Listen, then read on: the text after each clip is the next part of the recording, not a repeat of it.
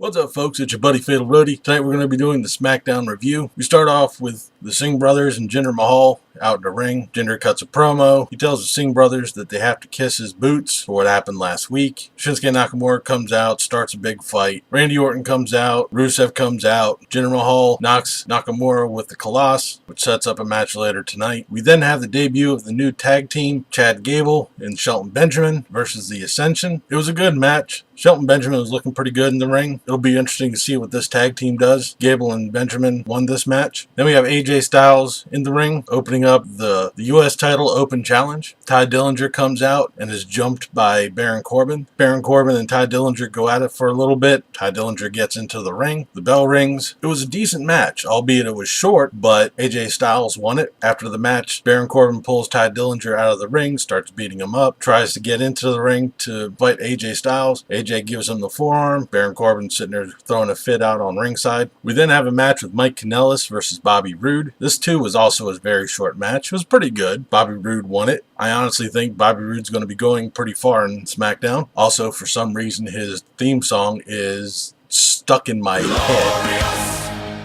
We then have Aiden English in the ring, starting to sing. Thankfully, he's cut off by Kevin Owens. Kevin Owens comes into the ring, tells him to leave, and he starts crying and whining about last week losing the match to AJ Styles. Shane McMahon comes out and tells Kevin Owens to stop complaining and that Aiden English has a match with Sami Zayn, and it starts now. So Sami Zayn comes out. The match really, later on it was deemed that the match didn't count due to the fact that Kevin Owens came in, took the referee's shirt off of the referee, and then proceeded to pop-up powerbomb Sami Zayn and give Aiden English the win. I think this might set up a match with Shane McMahon and Kevin Owens, probably at No Mercy, maybe further down the line at Survivor Series. Who knows? We then have a backstage interview with Dolph Ziggler. It was a waste. We then have a tag match with the Usos versus the New Day. The winner is able to set the stipulations for their next title match. It was an match. I don't know. I really couldn't get into it. It was pretty good. There was a lot of tags back and forth. Jimmy Uso got the pin on Kofi by pulling on his tights. They didn't, however, state the stipulation for their title match, so I guess we're going to find that out either off the air or next week on SmackDown. We then have a backstage bit with Carmella and James Ellsworth and Natalya. They're going to have a match next week, and then the week after that, Natalya is having a rematch with Naomi for the women's title. We then have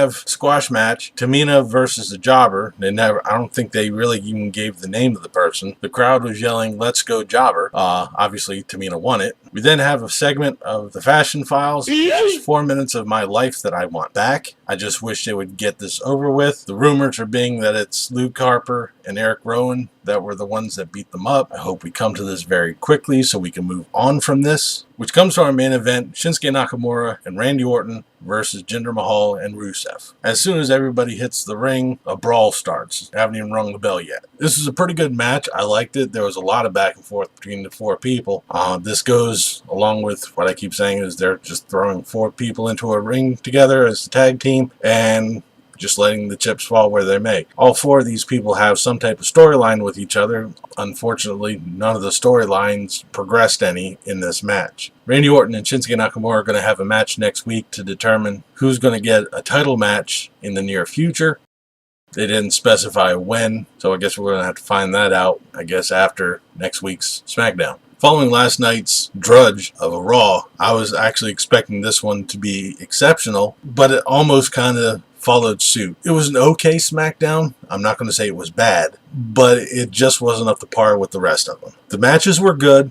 I'm not going to take anything against the matches. It just didn't feel up to the quality of the past SmackDowns that they've had. In other news, Ric Flair is recovering nicely. He's able to be moving around with a little bit of assistance, but they say he's doing really well. Booker T wasn't at last night's Raw because he was in Houston with his family with Hurricane Harvey. We hope the best for Booker T, his family, and everybody who's been involved with that. Down in the description, I'm going to be linking the American Red Cross donation site, just in case if anybody wants to donate for the relief fund. But that'll do it for this episode of SmackDown Review.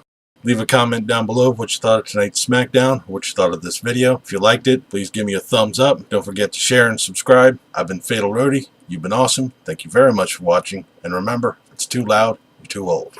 See ya.